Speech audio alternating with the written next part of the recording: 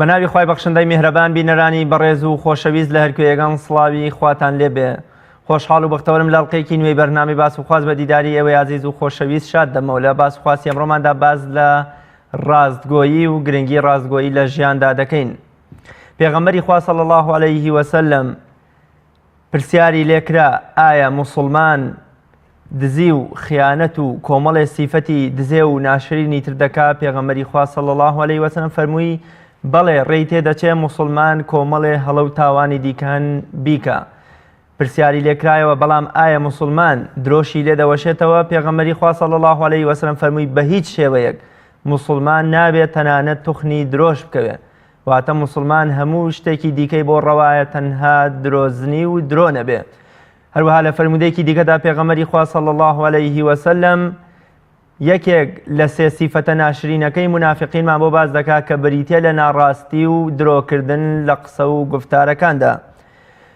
ئەگەر خوای گەورە ئامانجی سەرەکی بانگەوازی هەموو پێغەمبەرانی بە بانگەکردنی خەڵک بۆ یەکتاپەرستی خوا و دوورکەوتنەوەیان لە تاغوت و ستەمکاران کردبێتە بنچینەی هەموو پێغەمبەران وە کاری هەموو پێغەمبەران، ئەوە ڕاستگۆیی سیفەتی هاوبەشی کەسێتی هەموو پێغەمبەران بووە. بە جۆرێ پێغەمبەری خوا صلی الله علیه وسلم دەفەرمێ سێ شت هەن من و پێغەمبەرانی بەر لە من هەمیشە تەکیدمان لێ کردووەتەوە و کارمان پێ کردووە. یەکێک لەو شتانە پێشخستنی لای ڕاست بووە، واتە هەمیشە ڕاستی و ڕاستگۆیی لای پێغەمبەران شتێکی لە پێشینە و خۆشەویست بووە. نیوە دوورگەی عەرەبی بەر لە هاتنی پێغەمبەری خوا صلی الله علیه وسلم نیوە دوورگەیەک بوو ڕاستگۆیی تێیدا نامۆ بووبوویەوە و مرۆڤەکان زۆر بە شێوەیەکی دەگمەن ڕاستگۆیی لێ دەبینین. بە جۆرێ پێغەمبەری خوا صلی الله علیه وسلم بەر لە پێغەمبەرایەتیەکەشی لەو زۆنگاوە تاریکی و جەنگەڵە پڕ لە درڕندەیەدا بە صادق الئەمین ناوبانگی دەرکردبوو، واتە ڕاستگۆی دەستپاک. ڕۆژێ پێغەمبەری خوا صلی الله علیه وسلم لە قۆناغی پڕ لە ئازار و چەرمەسەری مەککەدا چوویە سەر گردی سەفا و بانگی سەران و خەڵکی قوڕەیشی کرد: ئەی عوتبە و شەیبە و وەلیدی کوڕی موغەیرە و ئەبوو جەهل و ئەبوو لەهەب و ئەبوو سوفیان و باقی کافرانی دیکە، ئەگەر قسەیەک بکەم هەواڵێکتان پێ بگەێنم کە لەو دیوی ئەو گردەوە ئێستا سوپایەک هێرش دێنێتە سەرتان، ئایا باوەڕم پێ دەکەن؟ هەموو سەرانی قوڕەیش یەک دەنگ گوتیان بەڵێ، چونکە کەسێکی ڕاستگۆی و هیچ کاتێ درۆمان لێ نەبینیوی. عەبدوڵڵای کوڕی سەلامی سەرۆکی جوولەکەکانی مەدینە دەڵێ گوێمان ئاخنرا بوو بەوەی کە پێغەمبەرێک هاتووە هەمووی درۆ و دەلەستە بڵاو دەکاتەوە. پیاوێک دێت درۆ دەکات و دەڵێ من پێغەمبەرم. کاتێک کە پێغەمبەری خوا صلی الله علیه وسلم تەشریفی هاتە شاری مەدینە چووم لەگەڵ خەڵکیدا بۆ ئەوی بزانم ئەم پیاوە کێیە کە دەڵێن پیاوێکی درۆزنە. پاشان کۆمەڵێ ڕاستپاردە و ڕێنمایی بە خەڵکەکەدا سەیری ڕوخساری ئەو پیاوەم کرد، وتم سوێند بەخوا ئەم ڕوخسارە ڕوخساری پیاوێکی درۆزن نییە ئیلا ئەوە نەبێ پیاوێکی ڕاستگۆیە. بۆ قسەکردنی زیاتر لەسەر ڕاستگۆیی و ڕاستگۆیی چۆن بکەینە بنچینەی کارەکانمان و ڕاستگۆیی چ گرنگی و ئەهمیەتێکی هەیە لە ژیانی ڕۆژانەماندا، و خوای گەورە و پێغەمبەرەکەی صلی الله علیه وسلم چۆن مەدحی ڕاستگۆ و ڕاستگۆیانیان کردووە و ئەو کەسانە بێزراون لە لای خوا و پێغەمبەر و تەواوی خەڵکی کە درۆزنن و ڕاستگۆیی ناکەنە پیشەی خۆیان میوانداری زۆر بەڕێز مامۆستا عەبدولمەلیک ئەحمەد بانخوازی ئیسلامیم کردووە. مامۆستا گیان سڵاوی خوات لێبێ و سوپاس بۆ ئامادەبوونیشت. وعليكم السلام ورحمة الله. سپاس بۆ جەنابیشتان. زۆر سپاس مامۆستایان. سەرەتا وەکو تعریف و پێناسەی پێم خۆشە باسێکی ڕاستگۆییمان بۆ بکەی یا پێشەکیەک لەبارەی ڕاستگۆییەوە و ڕاستگۆیی واتە چی؟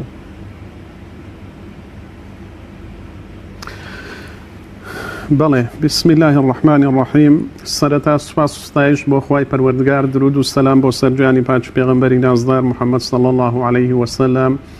ربي اشرح لي صدري ويسر لي أمري واحلل عقدة من لساني يفقه قولي. سەرەتا ئەگەر بێت و سەرنجی مێژوو بدەین لاپەڕەکانی مێژوو هەڵدەینەوە تەمەشا دەکەین هەر لە کۆنەوە ڕاستگۆیی پێویستیەکی سەرەکی کۆمەڵگەی مرۆڤایەتی بووە. لایەنێکی گرنگی پەیوەندیە کۆمەڵایەتیەکان بریتی بووە لە ڕاستگۆیی. بۆیە تەمەشا دەکەی ئەگەر بینیە بەرچاوی خۆت ڕاستگۆیی پێگەیەکی گرنگی هەبووە لە ژیانی مرۆڤەکان هەر لە کۆنەوە هەتا وەکو سەردەمی ئێستامان. بۆیە کاتێکەوە ئیسلام دێتن تەمەشا دەکەی جوانترین خوڕەوەشت دوای ئیمان و ئیسلام بریتی دەبێت لە ڕازگۆیی کەوا ئینسان خۆی پێ بڕازێنێتەوە. ڕازگۆیی و سەرڕاستی یەکێکە لە بەها بەرزەکان، یەکێکە لە خوڕەوشتە پەسند و جوانەکان، بەڵکو بناغە و سەرچاوی هەموو خوڕەوشتە جوان و پەسندەکان ڕازگۆییە. بۆیە تەماشا دەکەی خوای پەروەردگار لە قورئانی پیرۆز گرنگیەکی تایبەتی پێدایە، پێغەمبەر صلی الله عليه وسلم گرنگیەکی تایبەتی پێدایە لە فەرمودەکانی لە هەڵسوکەوتی لە ژیانی ڕۆژانەیدا.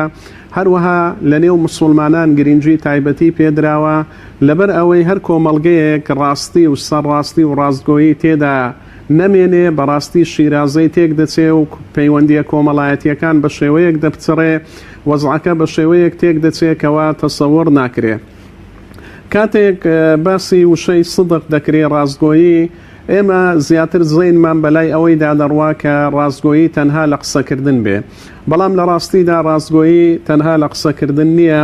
بەڵکو ڕاستگۆیی قەول و عەمەل و مەواقیفە. یعنی لە قسەکردندا ئینسان دەبێ ڕاستگۆ بی، لە کرداریدا دەبێ ڕاستگۆر بی، لە ڕەفتاریدا دەبێ ڕاستگۆ بی، لە هەڵسوکەوتی ژیانی ڕۆژانەیدا لە مەواقیفی بدا دەبێ هەموو ڕاستگۆیی هەڵبژێرێتن. پاڵنەرەکان کەوا ئینسان پاڵ بدەنێن بەوەی کەوا کەسێکی ڕاستگۆ بێ، پێش ئەوەی کەوا ئینسان بچێتە سەرلایەنی دینی، تەماشا دەکەی عەقڵ پاڵنەری ئینسانە لە بۆ ئەوەی کەوا ڕاستگۆ بێ و بێز لە درۆ و دەلەسە بکاتەوە. تەماشا دەکەی مروءەت و کەسایەتی و مرۆڤایەتی وا لە ئینسان دەکا کەوا ڕاستگۆ بێ و دوور بێ لە درۆ و دەلەستا. هەروەها ئەوجە پاشان تەماشا دەکەی دین کە دێتن ڕێوشوێنت لە بۆ دادەنێ، وات لێ دەکاتن کەوا پابند بی بە فەرمانی خوای پەروەردگار، بە فەرمودەی پێغەمبەر صلی الله عليه وسلم، بەو ئەساس و قیامانەی کە لە بۆت دیاری دەکاتن. زۆر باش مامۆستا بە بچینە خزمەتی قورئانی پیرۆز و فەرمودەکانی سەروەرمان پێغەمبەری خوا صلی الله عليه وسلم بزانین چۆن وەسف و مەدحی ڕاستگۆیی و ڕاستگۆیانیان کردووە. بەڵێ ئەگەر بچینە خزمەتی قورئانی پیرۆز تەماشا دەکەین خوای پەروەردگار لە قورئانی پیرۆز سەرەتا وەسفی خۆی دەکا بە ڕاستگۆیی، پاشان وەسفی پێغەمبەرانی دەکا بە ڕاستگۆیی، پاشانەکە وەسفی ئیمانداران دەکا بە ڕاستگۆیی. بەڵام پێشەوەی بچینە سەر ئاەتەکانی قورئانی پیرۆز بە ضروری دەزانم باسی ئەوە بکەین کەوا ئینسان لە زۆر حاڵەتدا تووشی ناڕاستی دەبێ. مەسەلەن تەمەشا دەکەی کەسێک کەوا ڕیابازە، کاتێک کەوا تووشی ڕیا دەبێ، ڕیاکردنەکەی زۆرێکە لە درۆ، یاخود تەمەشا دەکەی کەسێک خۆی بە ئیماندار پیشان دەدا بەڵام ئیمان لە دڵی نەچەسپاوە کە پێی دەگوترێت دووڕوو منافق، ئەوەش زۆرێکە لە درۆ. یان کەسێکی مەسلحەتی، کەسێکی فێڵباز تەمەشا دەکەی بە هۆیەک لە هۆیەکان لە ناخیەوە ناڕاستە، ئەوە بە زۆرێک لە درۆ دادەندرێتن. بۆیە تەمەشا دەکەی ئەگەر بینە سەر ئاەتەکانی قورئان سەرەتا خوای پەروەردگار وەسفی خۆی دەکا، ومن أصدق من الله قیلا ومن أصدق من الله حدیثا. خوای پەروەردگار کە صفاتێک لە صفاتی خۆی باس کردووە، ئەو جەدێتن وەسفی پێغەمبەرانی پێدەکا. پیغمبران عليهم الصلاة والسلام واذكر في الكتاب إبراهيم إنه كان صديقا نبيا واذكر في الكتاب إسماعيل إنه كان صادق الوعد وكان رسولا والنبيا والذي جاء بالصدق وصدق به كباس لباسي پیغمبری خومانا صلى الله عليه وسلم. پاشان وصف إيمان داران دكا لباس إيمان داران كأو آياتي دفرمي إن المؤمنين والمؤمنات والمسلمين والمسلمات باشان دفرمي والصادقين والصادقات أعد الله لهم مغفرة وأجرا عظيما. أوانا همو دقي بيروزن لقرآن كباسي صدق رازقوي والسر راستي دكا جابين سر فرمودكاني بيغمبر إخوة صلى الله عليه وسلم فرمود لو باري والزورة كبيغمبر عليه الصلاة والسلام لا فرمودەکانی دا و لە هەڵسوکەوتی دا و لە ژیانی ڕۆژانەی دا ڕەنجی داوەتەوە. تەنانەت پێش ئەوەی کەوا ببێتە پێغەمبەر صلی الله عليه وسلم لەبەر ئەوەی هەر بە منداڵی پێغەمبەر صلی الله عليه وسلم صفەتی سەرڕاستی و ڕاستگۆیی تێیدا درەوشاوە بوو. تاوای لێهات لە تەمەنی گەنجی بە ئەسادیق الئەمین ناوبانجی دەرکرد. پاشان ئەو ناوبانگە وای کرد کەوا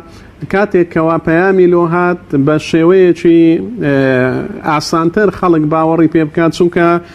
پێشتر درۆیان لێ نەدید بوو. وەکو ئەوەی جەنابەت ئاماژەت پێدا أو آياتي كذا فرمي وأنذر عشيرتك الأقربين كاتك أو آيات دا بزي پیغمبر صلى الله عليه وسلم خزمك سكاني خوي كوكر دوا لسرچي بالصفا فرمي أرأيتم لو أخبرتكم أن خيلا بالوادي تريد أن تغير عليكم اگر پیتان بلیم سپایگ لپشتی او تپولکەوە هەیە و دەیەوێ بەسەرتان دامدا ئەکونتم مصدقی ئایا باوەڕم پێ دەکەن ئەوان لە وەڵامدا فەرمویان ما جربنا عليك إلا صدقا ئێمە ڕاستی و ڕاستگۆیی نەبی هیچ شتێکی ترمان لە تو نەدیتیە هیچ شتێکی ترمان لە تو چاوەڕێ نەکردیە لۆیە تەمەشا دەکەی پێغەمبەر صلی الله عليه وسلم ئەو سیفەتە تێدا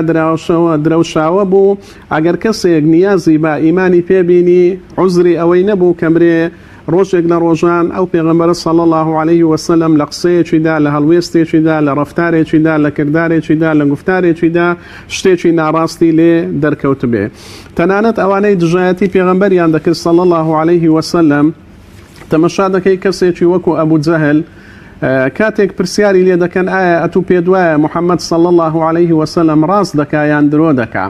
لە وەڵامدا دەرێ والله إن محمدا لصادق وما كذب محمد قط محمد صلى الله على محمد ڕاستگۆیە لە ژیانیشیدا قەت درۆی نەکردیە گوتیان ئەدی لەبەر چ باوەڕی پێناینی فرمي إذا ذهبت بنو قصي وبنو هاشم باللواء والسقاية والحجابة والنبوة فماذا يكون لسائر قريش أجر بني قصي وبني هاشم أنان دانكو أو دانكو على بدستي مكبن پاشانیش برێن لە ئێمە پێغەمبەرێک هەیە و لە ئێوە پێغەمبەر نییە ئەدیچی لە بۆ ئێمە دەمینێتەوە واتە هۆکاری باوەڕ نهێنانەکەی ئەبوو جەهل ئەوە نەبووکەوە باوەڕ بە پێغەمبەر نەکا صلی الله عليه وسلم بەڵکو شتێکی تر بوو هەروەها کاتێک هیرەقل پرسیار دەکا لە ئەبوو سفیان أكنتم تتهمونه بالكذب قبل أن يقول ما قال ئێوە تۆمەتی ئەوەتان دەدا پاڵکەوا درۆیەکی کردبێ پێشتر پێش ئەوەی برێ ئەمن پێغەمبەرم صلی الله عليه وسلم ئەبوو سفیان دەفەرمێ نا قەت درۆمان لێ نەبینیوە بۆیە هیرەقل دەفەرمێ إنه لم يكن ليظهر الكذب على الناس ويكذب على الله ئیتر کۆمەڵێکی تر شایدیدان وەکو دەڵێ والفضل ما شهد به الأعداء ئەوانە دوژمنی پێغەمبەر بوون عليه الصلاة والسلام شایدیان دەدا دۆستەکانی پێغەمبەر صلی الله عليه وسلم ئەوە هەر لە ژمارە نایە ئەگەر بێت و ئاماژە بە شایدیدانەکانیان بکەین زۆر باش مامۆستا قورئانی پیرۆز لە چەندین شوێندا ئاماژە بەوە دەکا مع النبیین والصدیقین والشهداء والصالحین ناوهێنانی ڕازگۆیان لە دوای پلەی پێغەمبەرایەتی یەکێکی دیکە نییە لە پێگە و گەورەی ڕازگۆیان ینی لە دوای پێغەمبەران ئیدی هیچ پلەیەک بەرزتر و باشتر نییە لە پلەی ڕازگۆیان و سادقانی ئەم ئومەتە بەڵێ طبعا ئینسان بەهۆی صدقەوە پلەی بەرز دەبێتەوە وەکو لەو فەرمودەی پێغەمبەر صلی الله عليه وسلم وابزام جەنابی شت ئاماژەت پێدا كبيغمبر صلى الله عليه وسلم دفرمي إن الصدق يهدي إلى البر وإن البر يهدي إلى الجنة ولا يزال العبد أو المرء يصدق حتى يكتب عند الله صديقا إنسان بهوي الصادقي وبهوي راستقوية وبهوي السراستية بەهۆی ئەوەی کەوا لە قسەکردنیدا لە هەڵوێستیدا لە ڕەفتاریدا لە کرداریدا لە گفتاریدا لە هەمووی ڕاست و ڕاستگۆیە تەمەشا دەکەی پلەکانی بەرەبەرە بەرز دەبێتەوە پلەکانی بەرز دەبێتەوە هەتا دەگات بە پلەی سدیقین و شوهەدا و صالحین و دێتە ڕێزی ئەوانەی کەوا لە ئاەتەکە باسی کردووە خوای پەروەردگار دیارە ئەوەش چۆنە کە دواتر ئینشاءڵڵا باسی دەکەین کەوا ئینسان سەرەتا دێتە ناوبازنەی ئیسلام پاشان ئەگەر هات و ئیمان چووە ناو دڵی دێتە ناوبازنەی ئیمان ئەگەر هات و لەسەر ئیمانەکەی بەردەوام بوو ئەوجا عەمەلی ساڵحی کرد ئەوجا ئیستیقامەتی هەبوو ئەوجا ڕاستگۆ بوو تەمەشا دەکەی پلەی بەرز دەبێتەوە لە بۆ پلەی ئیحسان و پلەی ئەولیا و پاشان دێتە ڕێزی نەبیین و صدیقین و شوهەدا و صالحین کەواتە مامۆستا ئێمە چۆن بگەینە پلەی ڕاستگۆیان کاتێ ئەم هەموو فەزڵ و گەورەیەیان هەیە لە ئیسلامە و لە دوای پێغەمبەرانەوە دێن ئێمە چۆن ئەو هەنگاوانە کامانن و ئەو ڕێگایە کامەیە کە ئەمانگەێنێتە پلەی ڕاستگۆیان و ڕاستگۆیی بەڵێ ئەو هەنگاوانە ئەگەر بێت و باسییان بکەین سەرەتا ئەگەر بێت و پێناسەیەکی سدق بکەین صدق علماء كباسي كان دفرمون هو مطابقة الخبر الواقع وهو في الأفعال كما في الأقوال. صدق بريتيا لويكوا مطابقي خبر لقد واقع به وتأقصي أتوديكي مطابقي أو واقع به كهيا أو هل يستي أتودي نويني مطابقي أو واقع به كوالناخي توداهيا. والأفعال كدلين صدق لا قصة كردنا ولا كردوشا كردوي ضلا وكردوي عند مكانشا. إمام قشيري دفرمي أقل الصدق استواء السر والعلانية. شون إنسان دتواني بقى ببلي صديقين كاتك دروني وكو يكبه يعني أتو لنا خوشتيك نبي لدر وشتيك تربى خلق بسشان دي هلويست تشتيك نبي لبرتساوي خلق بلام لنا خوشتيك تربي وكو دري استواء السر والعلانية درونت وكو يكبه. والصدق اسم لمن عادته الصدق في الأقوال والأفعال. الصدق كين إنسان دقات بلي صديق كوابيك تعادت وكو إمام أبو بكر رضا ورحمة إخواني به كوابي دقتنا الصديق وكو يوسف عليه السلام يوسف أيها الصديق كأخوي پروردگار باسی دكا جا بشكاني صدق تيا صدق سرطا دبي لقر خوي پروردگار به پاشان لقر پیغمبری خواه به صلى الله عليه وسلم پاشان لقر ایمان داران به پاشان لقر نفسي خود به دبي إنسان لقر خوي پروردگار صادق به لقر پیغمبری خواه صلى الله عليه وسلم صادق به لقر نفسي خوشي صادق به او جا لقر خلق صادق به بكافر ومسلمان يوا. صدق لقر خواه چونا يوسف كري أصبات بمن دفرمي لئن أبيت ليلة أعامل الله جل وعلا بصدق أحب إلي من أن أضرب بالسيف. دفرمي أجر شويك لخزمتي خواي پروردگار دابنيشم بصادقانة عبادتي خواي پروردگار بكم بصادقانة داوا لخوا بكم جل وعلا ولي بباريموا بيم خوشتر لويك وعلا بيناوي خوا بشمشير ليم بدري.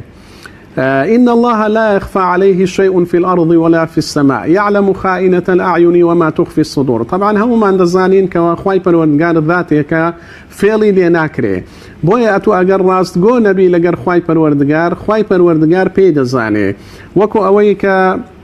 دفرمي إن المنافقين يخادعون الله وهو خادعهم. منافق وكو باسمان كد كسيكا لسر وخوي بمسلمان في الشان دا بلام لنا خوا إيماني نيا بويا فيل لخواي پروردگار ناكري أو كسا درويكي زو كشف دبي. والذين آمنوا بالله ورسوله بلام إيمان داري راستقينا أولئك هم الصديقون أوانا صادقون رازقوي تواون. فمن كان ظاهره لا يخالف باطنه وقوله لا يخالف فعله لا يعتبر منافقا. زانان بيمان دفرمون أجر كسيك دروني پێچەوانەی یەکتر نەبێ قسە و کردداری پێچەوانەی یەکتر نەبێ لە ڕیزی منافقاندا نییە بەڵکو ئەوە لە ڕیزی ئیماندارانە. ڕاستگۆیی لەگەر خوای پەروەردگار ڕاستگۆیی لە نیەتیشدا دەگرێتەوە یعنی ئینسان لە نیەتیدا ڕاستگۆبی چۆن وەکو ئەوەی کەوا باس دەکرێت کە ئەنەسی کوڕی نەڵڕ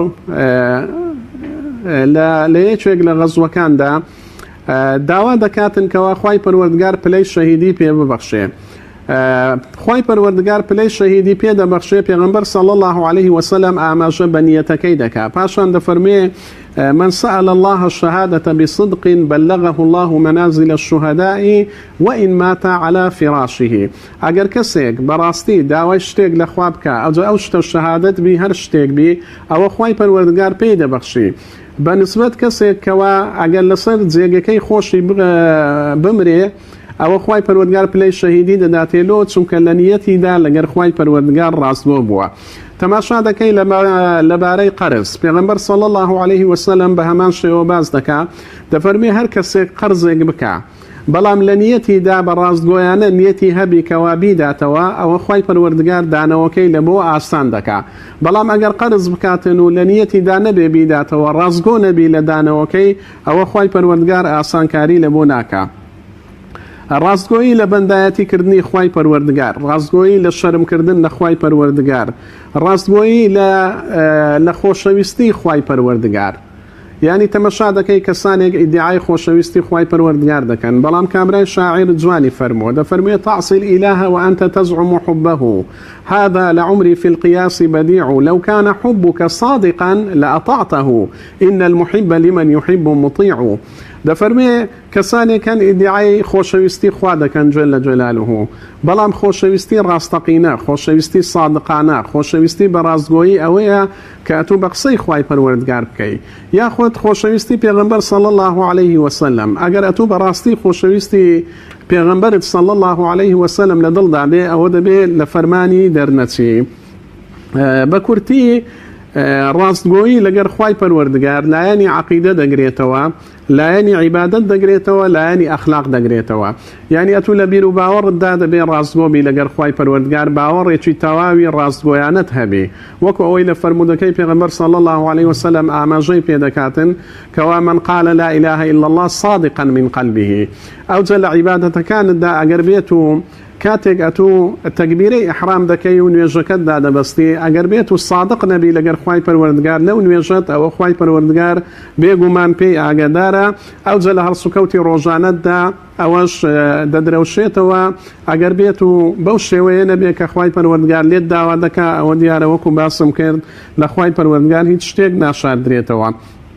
پاشان خۆشەویستی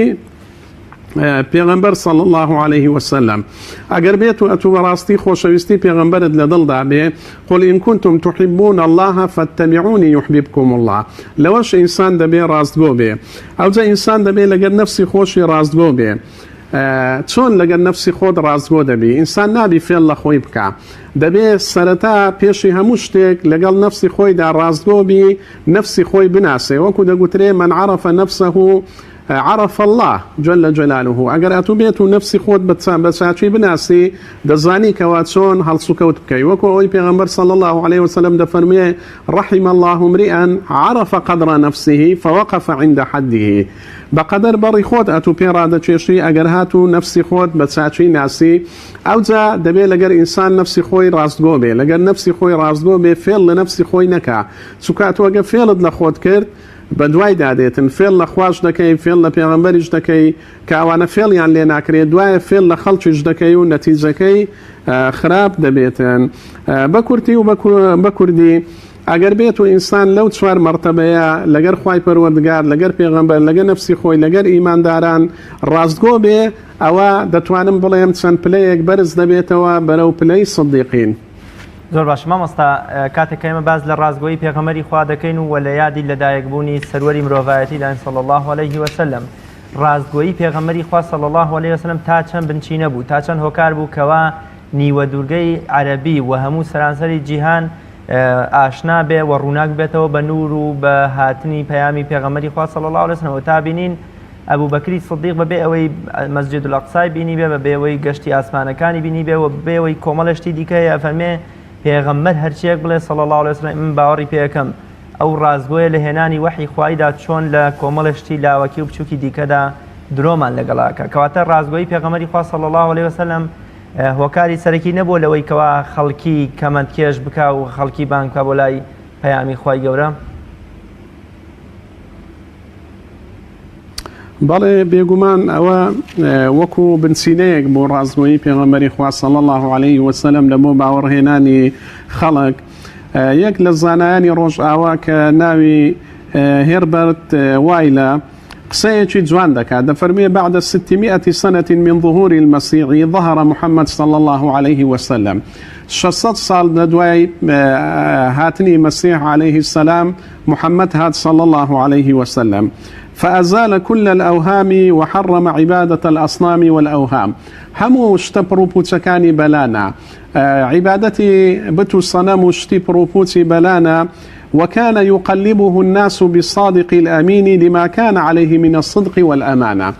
خەڵک پێش ئەوەی کەوا ببێ بە پێغەمبەر بە صادق الأمین بانجیان دەکرد لەبەر ئەوەی کەسێکی خاوەنی صدق و خاوەنی ئەمانەت بوو ئیتر وەکو باسم کرد کە هێرەقل پرسیار لە ئەبوو سوفیان دەکاتن ئەبوو سوفیان بەڕاستی وەڵامی دەداتەوە ئەویش دەفەرمێ إنه لم يكن ليذر الكذب على الناس ويكذب على الله. هرقل ككامراية الشارزان بوا دەڵێ ناکرێ کابرا بەناوی خواوە درۆ نەکا بەناوی خەڵکەوە درۆ نەکا پاشان بەناوی خواوە درۆ بکە. ئیتر کاتێک پێغەمبەر صلی الله عليه وسلم وحی لە بۆ دێ کە دێتەوە ماڵەوە و دەفەرمێ زەممیلونی دام پۆشن.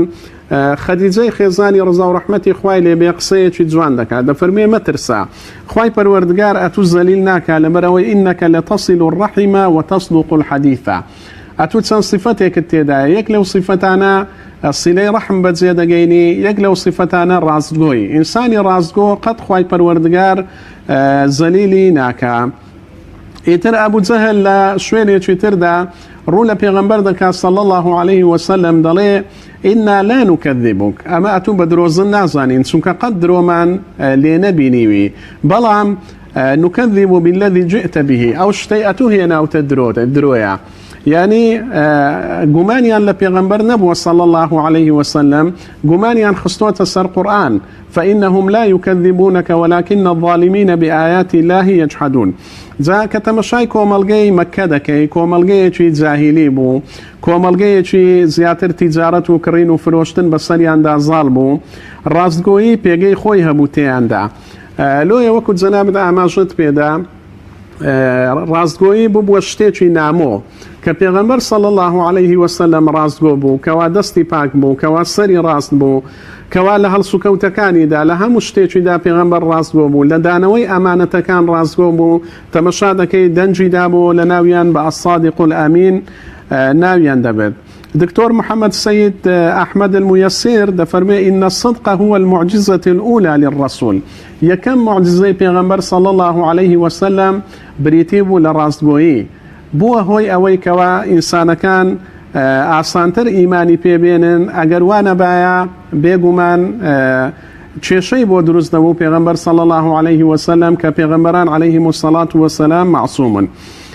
خەدیجەی کچی خوایلێت پاش ئەوەی کە پێغەمبەر صلی الله عليه وسلم لە سەفەرەکەی گەڕاوە کە بە ماڵەکەی ئەو بازرگانی دەکرد خزمەتکارێکی هەبوو بە ناوی مەیسەرە پرسیاری لە مەیسەرە کرد ئەی مەیسەرە لێرە کە ئێوە بەڕێکەتن هەتا گەویشتنە شام و لە شام گەڕانەوە چۆنت محەممەد بینی صلی الله عليه وسلم. مەیسەرە کە باسی محەممەدی کە صلی الله عليه وسلم شێوازی کڕین و فرۆشتنی شێوازی هەڵسوکەوتی شێوازی ڕاستگۆیەکەی شێوازی ئەمانەتەکەی بووە هۆی ئەوەی کەوا دایکمان خەدیجە پێی سەرسام بێ.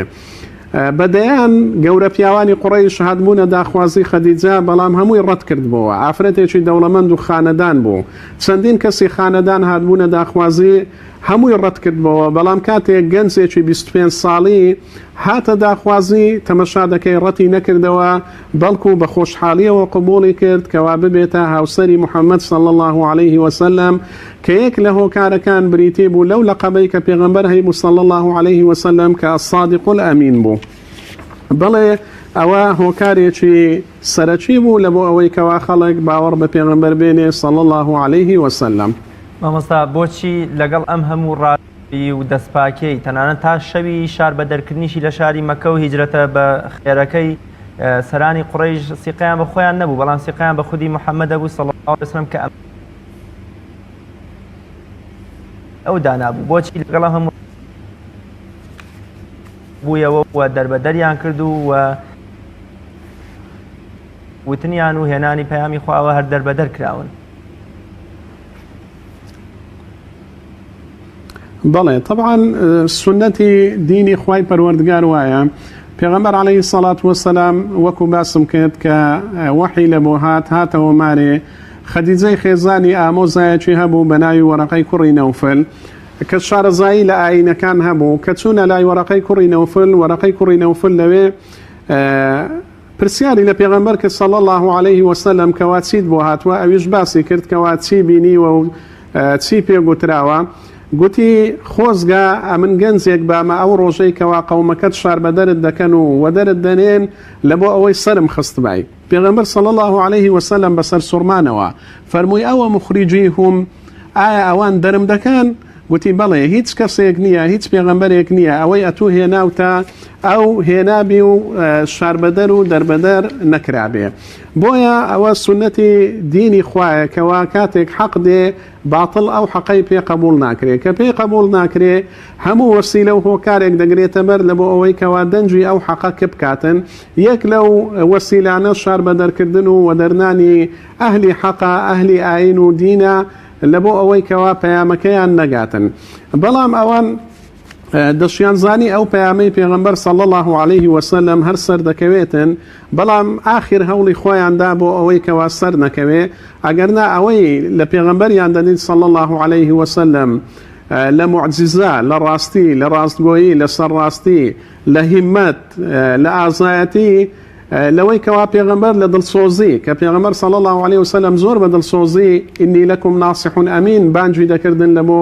دینی خوای پەروەردگار، بەڵام ئەوان ئیمانیان نەدەینا و هەوڵیان دەدا هەر چۆنێک بێ هەندێکی دوا بخەن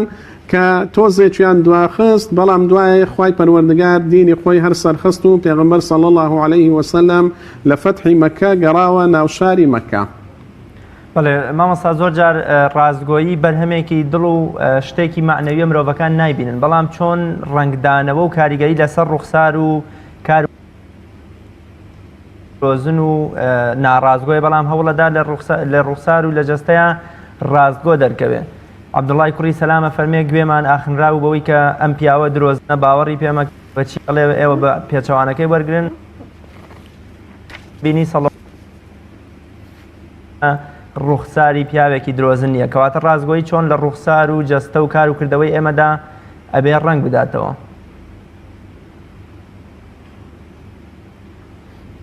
بەڵێ خۆی وەکو باسم کرد ئینسان ناتوانێت فێڵ لە خوا بکە. خوای پەروەردگار ئەگەر بێت و ئینسان ڕاستگۆ بی لە ناخی خۆیدا لەگەڵ خوا جەل جەلالوه و لەگەر پێغەمبەری خوا صلی الله عليه وسلم و لەگەر نەفسی خۆی و لەگەر ئینسانەکان، خوای پەروەردگار وا دەکاتن کەوا ئەو ڕاستگۆیە لە ڕوخساریدا دەرکەوێ. یعنی ڕوخساری پێغەمبەر صلی الله عليه وسلم ئەوەندە پێیوە دیار بوو کەوا کەسێکی ڕاستگۆیە جاری وا هەبووە کەسێک لە دوورەوە هاتیە، تەنها بەبینینی ڕوخساری پێغەمبەر صلی الله عليه وسلم یەکسەر پەنجەی شایەتمانی بەرز کردیتەوە و گوتی ئەشهد ئەن لا إله إلا الله و ئەشهد ئەن محەممەدا ڕەسوول الله. وتیان هێشتا هیچ قسەت لەگە نەکردووە، گوتێتی ئەو ڕوخسارە ڕوخساری ئینسانی درۆزن نییە. لۆیە ئەگەر بێت و ئاماژەی پێ بکەین ڕاستگۆیی بەرووبوومی هەیە. یەک لە بەرووبوومەکانی ئەوەیە کەوا لە ڕوخساری ئەو ئینسانەیدا دەردەکەوێت کەوا کەسێکی درۆزن نییە. یەک لە بەرووبووم و سوودەکانی ڕاستگۆیی ئەوەیە سەلامەت الاعتقاد، یعنی ئینسان لە ڕووی عەقیدە و بیر و باوەڕەوە سەلامەت دەبێت، تووشی ڕیا نابێتن، تووشی شرکی ئەزغەر نابێت. هەروەها حصول البەرەکە یەک لە بەرووبووم و سوودەکانی تر ئەوەیە ئەو ئینسانە خوای پەروەردگار بەرەکەت دەخاتە سەر عمری، بەرەکەت دەخاتە سەر شێوە و شکلی. یعنی تەمەشا دەکەی لەبەر ئەوەی ڕاستگۆیە لە معاملە و لە کڕین و فرۆشتنی خوای پەروەردگار بەرەکەتی تێخستووە، هەروەها لە شکل و شێوەی خوای پەروەردگار بەرەکەتی تێخستووە. هەروەها یەک لە بەرووبوومەکانی تر تەمەشا دەکەی ڕەزامەندی خوای پەروەردگار بەدەستدێنی، ئەوجا بەرز دەبێتەوە وەکو باسمان کرد لە بۆ مەرتەبەی سڵدیقین، ئەوجا خوای پەروەردگار ناخۆشی و نەخۆشی لە سەرڕێی لا دەباتن. لۆیە شتێکی غەریب نییە ئەگەر بێت و ئینسانی ڕاستگۆ لە ڕوخساریدا دەربکەوێ. زۆر باش مامۆستا پێغەمبەری خوا صلی الله عليه وسلم لە چەندین نمونەدا لە ژیانی پڕبەرەکەتی خۆیدا حەقیقەتی ڕاستی یان نهێنی ڕووداوێکی شاردۆتەوە بەبێ ئەوەی لە ڕاستگۆیی خۆی بکەوێت. تەنانەت ئەوە تا لە هیجرەتدا بە کابرای شوانکارە دەڵێ ئێمە کوڕی ئاوین لەگەڵ سەیدنا ئەبوبەکردا. دوایی کابراڵێ نازانم مەبەستی لە ئاوی عێراقە چۆن ئێمە حەقیقەتەکان ڕووداوەکانی ژیانمان بشارینەوە و نهێنی ڕووداوێک باز نەکەین بۆ خەڵکی بەبێ ئەوەی ڕاستگۆیی خۆشمان لەدەست بدەین، واتە بە درۆ کەتمانی ئەو حەقیقەتە نەکەین، بەڵام بە شێوازە لە شێوازەکان بە ڕاستگۆیی ئەم مرۆڤە وا بکەین کە بە نهێنیەکە ئاشنا نەبێ. بەڵێ طبعا ئەوە لە تایبەتمەندیەکانی پێغەمبەری خوا صلی الله عليه وسلم، پێغەمبەری خوا صلی الله عليه وسلم لە هیچ بارودۆخێکدا لە هیچ حاڵەتێکدا درۆی نەکردووە. تەنانەت لە کاتی سوعبەتدا ئەگەر سوعبەتی لەگەر کەسێک کردبێ سوعبەتەکەی ڕاستەقینە بووە، وەکو ئەوەی کەوا بەو پیرێژنە دەڵێ پیرێژن ناسنە بەهەشت کە مەبەستی ئەوەیە کە پێش ئەوەی بچنە بەهەشت کە خوای پەروەردگار گەنجیان دەکاتەوە و ئەوجا گەنج دەبێتەوە ئینسان ئەوجا دەچێتە بەهەشت. یاخود کاسێک پێغەمبەری خوا صلی الله علیه وسلم سوحبەت لەگەر کەسێک دەکا دەفەرمێ ئێمە لەسەر پشتی فەرخە حوشترێک سوارت دەکەین کابرا پێی سەر دەبێ دەرای پێغەمبەری خوا فەرخەی حوشتر چییە؟ ئێدەری هەموو حوشترێک هەر فەرخەی نییە کەواتە پێغەمبەر صلی الله علیه وسلم نە بەڕاستی نە بە سوحبەت درۆی نەکردووە. بەڵام لە کاتی جەنگدا هەرچەندە ئەرحەرب و خیدعا ڕێی پێدراوە بەڵام پێغەمبەر لەو حاڵەتەشدا درۆی نەکردووە ویستویەتی کەوا ئەو کەسە تێبگەینێ بە نەوعێک کەوا هەم درۆ نەبێ هەم ئەو کەسە تێنەگا لە سڕی پێغەمبەر صلی الله عليه وسلم. وەکو ئەوەی کە عولەمای سیرە دەفەرمون پێغەمبەر صلی الله عليه وسلم إذا أراد جهة ورى بغيرها. پێغەمبەر صلی الله عليه وسلم ئەگەر بیویست با بەرەو لایەک بڕوا لایەکی تری بە ئەسحابەکان پیشان دەدا بە خەڵک پیشان دەدا لەبەر ئەوەی مەسائلی شەڕ و جەنگ وایە ئەگەر بێت و دوژبن بە سڕەکەت بزانێ ئەوە زەرەری زیاتر دەبێت لە قازانجی بەڵام لەو حالەتەش پێغەمبەر صلی الله عليه وسلم شێوازێکی بەکارهێناوە کەوا هەم ڕاست بووە هەم بەرامبەرەکەی لە نەهێنیەکەی تێنەگەیوە. بەنسبەت ئێمەمانان دەکرێت ئێمە بە هیچ شێوەیەک خۆمان تووشی درۆ نەکەین. ئاسانترین شت ئەوەیە کە ئەگەر ئەتوو پرسیارێکت لێکرا ناچار بووی یان بە درۆ وەڵامی بدەیەوە یاخود ڕاستیەکەت حەز لێ نەدەکرد کەوا کەشفیکەی بە کابرا بڵێ نامەوێ وەڵامت دەمەوە چکە ئەگەر وەڵامت دەمەوە تووشی درۆ دەبم و ناشمەوێ درۆ لەگەڵ جەنابەت بکەم واز لەو پرسیارە بێنە. ئیتر ئینسان بە هەر نەوعێک هەبێ دەبێ خۆی لە درۆ بپارێزی لە هەر حاڵەتێک و لە هەر بارودۆخێک هەبێ تەنها ئەگەر بێت و لە حاڵەتێکی واکەوە زەرەری لە قازانجی زیاتر بێ ئەوە شتێکی ترە. بەڵێ مامۆستا پێغەمبەری خوا صلی الله عليه وسلم خۆی وەکو ڕاستگۆترین و باشترین و دڵسۆزترین کار بەدەستی تەواوی وڵاتی مسلمانان تەنانەت بە جوولەکە و کافر و مشریکیشەوە چۆن کار بەدەستانی فێر کردووە لەگەڵ میلەت و ژێردەستەکان و جەماوەریاندا درۆ نەکەن. بە تایبەت ئێمە لە هەرێمی کوردستانە کار بەدەستی وا دەبینین لە ماوەی مانگێکدا لەوەچێت دەیان درۆ لە شاشەی میدیاکانەوە گوێبیستی ئەبین و هەر ڕۆژەی بەڵێنێک و وعدێک و درۆیەک دووبارە کاتەوە بەرامبەر بە میلەتەکەی چۆن کار بەدەست کە ئەگەر درۆ بۆ کەسێکی ئاسایی بۆ تاکێک زۆر ناشرین و دزێوبێەوە بۆ کار بەدەست و سەرۆکێک لەوەچێت 2 هێندە 3 هێندە دزێوتر و ناشرینتر بێ. بەڵێ طبعا پێغەمبەری خوا صلی الله عليه وسلم یەک لە ئەرکەکانی پێغەمبەری خوا صلی الله عليه وسلم بریتی بوو لەوەی کەوا ئەسحابەکانی خۆی پەروەردە بکە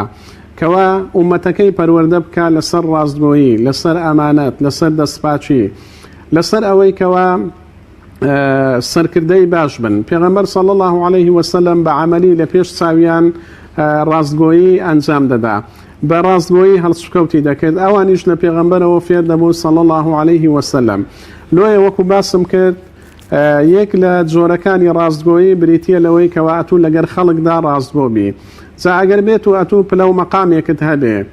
کار بەدەستێک بێ ڕاستگۆیەکە لە بۆ خەڵک ئەگەر یەک جار فەرز بێ لە بۆ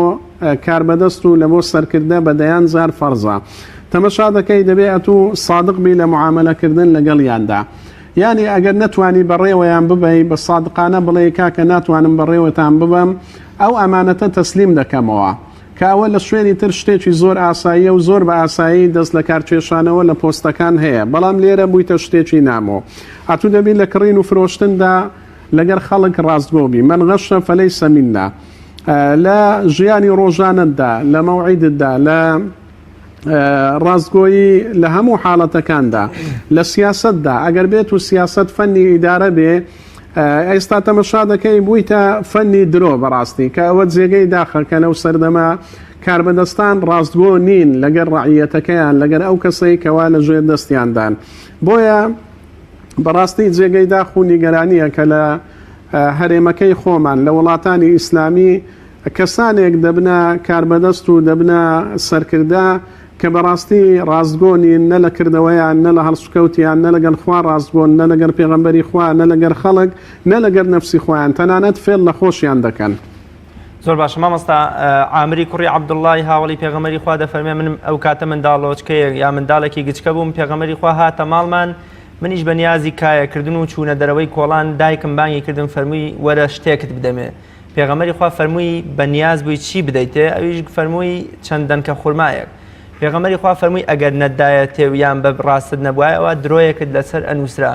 چۆن پێغەمبەری خوا صلی الله علیه وسلم دایک و باوکەکانی وا فێر کردوون کە لەگەڵ منداڵەکانی خۆیانە درۆنەکەن بەتایبەت ئێستا ئەبینین بۆ بەڕێوەبردننی کاروباری خۆیان یان بۆ ئەوەی کە سەیری تەلەڤیزیۆن بکەن یان بچنە دەرەوە بۆ کۆڵان و ماڵە دراوسێ زۆر جار دایک و باوک ناچارن بە درۆوە بەڵێنێکی درۆ یا قسەیەکی ناڕاست بە منداڵەکەیان ئەڵێن.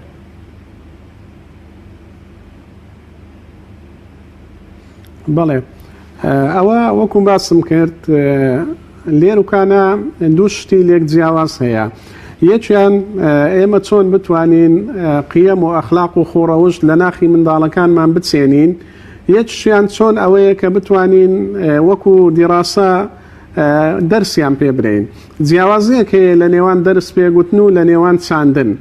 چاندن ئەوەیە ئەتوو منداڵەکەت ڕابێنی هەر لە منداڵیەوە وەکو ئەوەی پێغەمبەر صلی الله علیه وسلم حەزەر دەداتە ئەو دایکە کە ئەگەر بێت و نەتدابایێ ئەو منداڵە فێری درۆ دەبوو. یەک لە زانایان باسی شتێک دەکا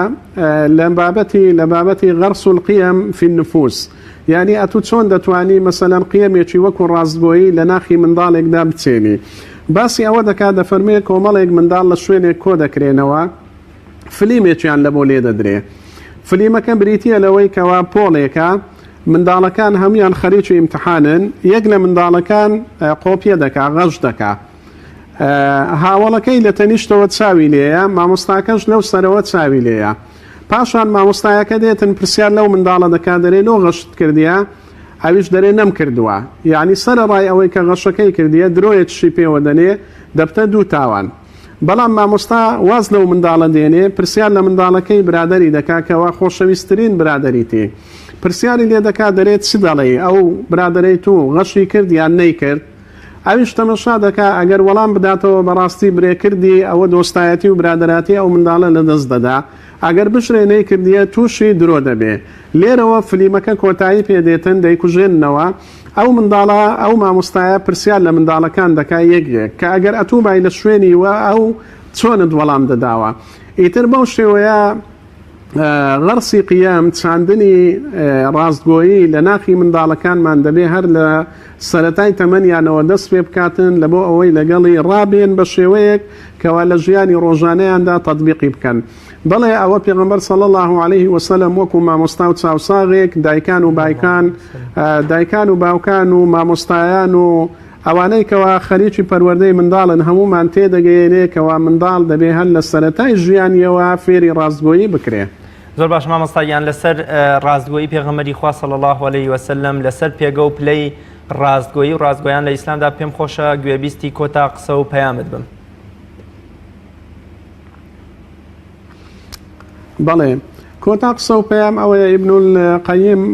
ڕەحمەتی خوای لێبێ لە مەدارج السالکین قسەیەکی جوان دەکا دەفەرموێ دەربارەی سەدق خوای پەروەردگار لە قورئانی پیرۆز چەند شتێکی باس کردووە یەکەمیان مدخل الصدق دووەمیان مخرج الصدق سێەمیان لیسان الصدق چوارەمیان قەدەم الصدق پێنجەمیان مەقعد الصدق دەفەرمێ خوای پەروەردگار وەقل ڕەبی ئەدخلنی مدخل صدق وأخرجني مخرج الصدق ياخذ دفرمي واجعل لي لسان صدق في الآخرين ياخذ دفرمي وبشر الذين آمنوا أن لهم قدم صدق عند ربهم ياخذ دفرمي في مقعد صدق عند مليك مقتدر ما بستيتيا دفرمي واتا پروردگارا لید دپاره موا كوات شون درم هاتنا جورم قصة كردن و هلويستم زمانم دانشتنم هلصانم آخر شوين هنگاونانم بە هەموو شێوەیەک لە صدق و لە ڕاستگۆیی دابێ مەقعدی صدق علەما دەفەرمون مەبەست پێی بەهەشتا ئاخر شوێن کەوا ئەمن بەهۆی صدقەوە دەیگەمێ بەهەشتی نەبراوەی پەروەردگار بێ. زۆر سپاس بۆ بەڕێز مامۆستا عەبدولمەلیک ئەحمەد بانگخوازی ئیسلامی کە ئەمڕۆ لە ستۆدیۆکانمان لە شاری هەولێر میوانی بەرنامەی باس و خواز بوویت. بینەرانی بەڕێز و خۆشەویست زۆر سپاس بۆ ئێوەی عەزیزیش کە تام ساتە بینەرمان بوون تا بە یەکگەشتنەوەیەکی دیکە بەخوای گەورە مێرەبانتان ئەسپێرم خواتان لەگەڵ.